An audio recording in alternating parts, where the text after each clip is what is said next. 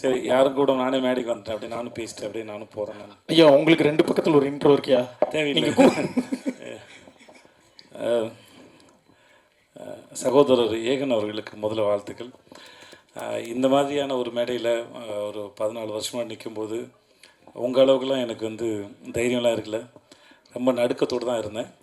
ஆனால் உங்கள் முகத்தில் ஒரு நல்ல கான்ஃபிடென்ட் இருக்குது. இந்த ட்ரெயிலர் இருந்த சாங்கு, உங்கள் எக்ஸ்பிரஷன்ஸ் எல்லாமே ரொம்ப அழகாக இருக்குது. ரொம்ப அழகான நேரம் உங்களுடைய நேரம் வந்து. ப்ரோ, அவர் சொல்கிறது கேளுங்க ப்ரோ. ஓகே, ஸோ வாங்க.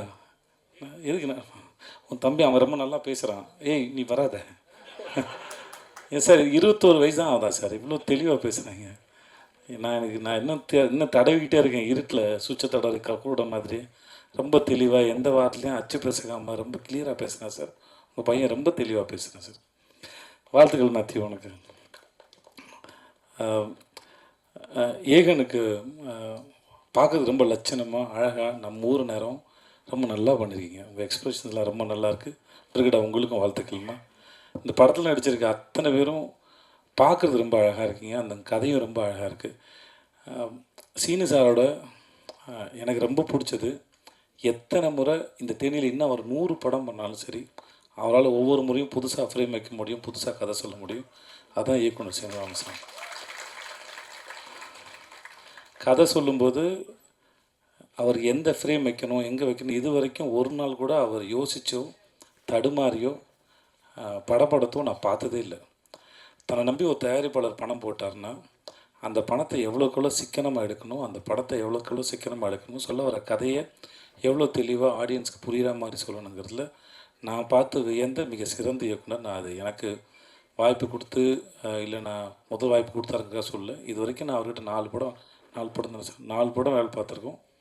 முதல் படத்துலேருந்து நான் மாமனிதன் வேலை பார்க்குற வரைக்கும் எங்களுக்கான பட்ஜெட் கூட கிடைச்சாலும் அவர் தென்மேற்கு பருவ காட்டுற படத்தில் மிக குறைவான பட்ஜெட்டில் எப்படி ரொம்ப பொறுப்போடையும் படம் வேகமாகவும் வேலை பார்த்தாரோ அதில் துளி கூட குறையாமல் தான் எல்லா படத்துக்கும் வேலை பார்த்தார்.